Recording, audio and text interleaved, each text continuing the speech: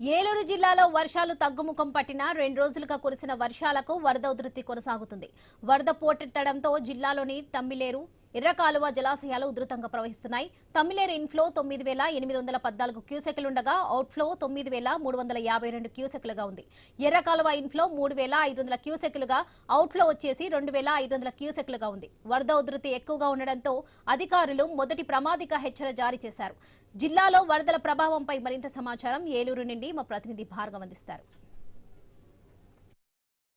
వర్షాలు తగ్గుముఖం పట్టినప్పటికీ కూడా ఏరులు గాని గోదావరి గాని పొంగి ప్రవహిస్తుంది. ప్రధానంగా గోదావరికి ఎగువ ఉపనదులు ఏవైతే ఉన్నాయో శబరి, ఇంద్రావతి, ఇతర ఉపనదులన్నీ కూడా కలిసి భారీగా వచ్చి చేరున్న నేపథ్యంలో గోదావరి సైతం పోలవరం ప్రాజెక్టు వద్దకు భారీగా వచ్చి చేరుతుంది. ప్రస్తుతం పోలవరం ప్రాజెక్టు వద్ద 30.5 మీటర్ల మేర నీటి మట్టం స్పిల్వే వద్ద నమోదు కాగా దాదాపు 5.5 లక్షల క్యూసెక్ల వరద జలాలు దిగువకు విడుదల చేస్తున్నారు. గోదావరితో పాటు ఎగువనటువంటి విలీన మండలాల్లో కూడా పెద్దవాగు పొంగి ప్రవహిస్తుండగా వేలేరుపాడు, రుద్రమకోట మధ్య రోడ్డుకు గండిపడి రాకపోకలు కూడా స్తంభించాయి. ఇక జలాశయాల సంగతి చూసుకుంటే కనుక అన్ని కూడా గరిష్ట స్థాయి నీటి మట్టానికి చేరుకున్నాయి. ప్రస్తుతం తమ్మిలేరు ఏదైతే ఉందో, తమ్మిలేరు తెలంగాణలోని ఆంధ్ర కాలువ నుంచి కూడా వస్తూ ఉంటుంది.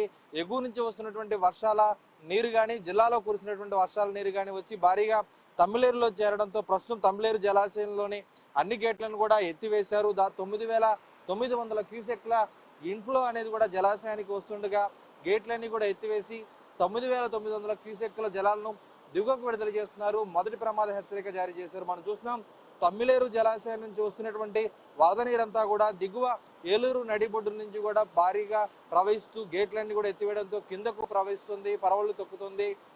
ఈ తమ్మిలేరు వరద నీరంతా కూడా దిగువ ఉన్నటువంటి కొల్లేరు ప్రాంతానికి వెళ్తున్నటువంటి పరిస్థితి కూడా ఉంది. కొల్లేరులో అంతకంతకు కూడా వరద నీరు పెరుగుతోంది. ఇటీవల నెల రోజుల క్రితం వచ్చినటువంటి భారీ వర్షాలకే కొల్లేరులో దాదాపు కూడా పూర్తిగా జలమయమైనటువంటి నేపథ్యంలో కొల్లేరులో ఉన్నటువంటి ఆ సరస్సు అంతా కూడా ఇప్పుడు వస్తున్నటువంటి నీరంతా కూడా అధికమవబోతుంది. కొల్లేరులో ఉన్నటువంటి ఆ ఆకివీడి నుంచి కొల్లేటి పెద్దింట్లమ్మ గుడికి వెళ్ళేటువంటి రహదారి పైకి కూడా ప్రస్తుతం వరద నీరు అనేది కూడా వచ్చి చేరినట్లు కూడా తెలుస్తోంది.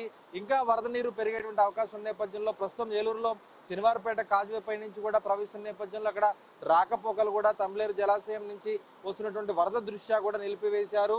ఇక అలాగే ఎర్రకాలువ జలాశయానికి సంబంధించి చూసుకుంటే ఎర్రకాలువ జలాశయం నుంచి కూడా దాదాపు 2400 క్యూసెక్ల వరకు కూడా ఇన్ఫ్లో వస్తుంది. ఎగువ ఏజెన్సీలో కొండలో వాగులు, వంకలు అన్ని కూడా పొంగి పొర్లి ఎర్రకాలువ జలాశయానికి చేరుతున్న నేపథ్యంలో ఎర్రకాలువ జలాశయం నుంచి దిగువకు 2400 క్యూసెక్ల నీటిని విడుదల చేస్తున్నారు. దిగువ అన్నటువంటి గోపాలపురం నియోజకవర్గం, తాడేపల్లి నియోజకవర్గాల్లో రైతులను కానీ లోతట్టు ప్రాంత ప్రజలను కూడా అప్రమత్తం చేశారు యంత్రాంగం. ఈ విధంగా జలాశయాలన్నీ కూడా నిండుకుండను తలపిస్తున్నాయని కూడా చెప్పుకోవచ్చు. వీటితో పాటు ప్రధానంగా రామిలేరు ఇప్పటికే 3 రోజుల నుంచి కూడా ఉగ్ర రూపం దాల్చి తీవ్ర నష్టాన్ని నూజివీడు నియోజకవర్గంలో కానీ, దెందులూరు నియోజకవర్గంలో కానీ మిగిల్చింది. ప్రస్తుతం ఆయా నియోజకవర్గాల్లో నీరంతా కూడా తగ్గుముఖం పట్టిందని చెప్పుకోవచ్చు. అయితే అక్కడ మిగిల్చినటువంటి నష్టానికి మాత్రం ఇప్పటికే ప్రజలందరూ కూడా తమ ఇళ్లను ఖాళీ చేసి దాదాపు 2000 మంది వరకు కూడా నిన్న పునరావాస కేంద్రాలకు వెళ్లారు. తిరిగి నీరంతా వెనక్కు తగ్గడంతో వారు తమ ఇళ్లకు చేరుకునేటువంటి పనిలో ఉన్నారు. నూజివీడులో అత్యధికంగా కూడా నష్టం జరగడంతో మంత్రి పార్థసారథి సహాయక చర్యల్లో కూడా పాల్గొన్న పరిస్థితి కూడా ఉంది. దెందులూరు నియోజకవర్గంలో అటు అప్పనవీడులో కానీ, బొమ్మలూరులో కానీ, తాళ్ళమూరులో కానీ జరిగిన నష్టానికి సంబంధించి సహాయక చర్యలు ఎమ్మెల్యే చింతమనేని ప్రభాకర్ కూడా పాల్గొన్నారు. ప్రస్తుతం జిల్లాలో వరద అయితే ప్రస్తుతం కొనసాగుతుండగా వర్షాలు మాత్రం తగ్గుముఖం పట్టాయని చెప్పుకోవచ్చు. అయితే విజయవాడను భారీగా కూడా వరద బుడమేరు ముంచెత్తిన నేపథ్యంలో విజయవాడలో ఉన్న వరద బాధితులకు సహాయాన్ని, ఆహార పొట్లాలను పంపిణీ చేసేందుకు అటు ఉమ్మడి పశ్చిమ గోదావరి జిల్లా వ్యాప్తంగా కూడా అనేక కేంద్రాల నుంచి ఆహార పొట్లాలు వెళ్తున్నాయి. పశ్చిమ గోదావరి జిల్లా నుంచి భీమవరం నుంచి 30,000 ఆహార పొట్లాలను జిల్లా కలెక్టర్ చంద్రవాడ నాగరాణి ఆధ్వర్యంలో కూడా సిద్ధం చేశారు. అలాగే తాడేపల్లిగూడెంలో ఎన్ఐటీలో కూడా దాదాపు 10,000 ఆహార పొట్లాలను సిద్ధం చేశారు. ఏలూరులో జిల్లా కలెక్టర్ వెట్రిసెల్వి ఆధ్వర్యంలో 50,000 మందికి సరిపడా ఆహార పొట్లాలనే కాకుండా అటు పాల ప్యాకెట్లను 1,00,000 పాల ప్యాకెట్లను, 1,00,000 బ్రెడ్ ప్యాకెట్లను, 2,00,000 వాటర్ ప్యాకెట్లను, అలాగే క్యాండిల్స్, అగ్గిపెట్టెలు కూడా సిద్ధం చేసి విజయవాడకు తరలిస్తున్న పరిస్థితి కూడా ఉంది. గన్నవరం విమానాశ్రయాన్ని తరలించి అక్కడి నుంచి హెలికాప్టర్ల ద్వారా కూడా ఆహార పొట్లాలను విజయవాడలో ముంపుకు గురైనటువంటి ప్రాంతాలు ఏవైతే ఉన్నాయో సింగనగర్, భవానీపురం, అలాగే అక్కడ ఉన్నటువంటి నున్న, ఇతర అన్ని ప్రాంతాలకు కూడా ప్రస్తుతం అయితే తరలిస్తున్నారు.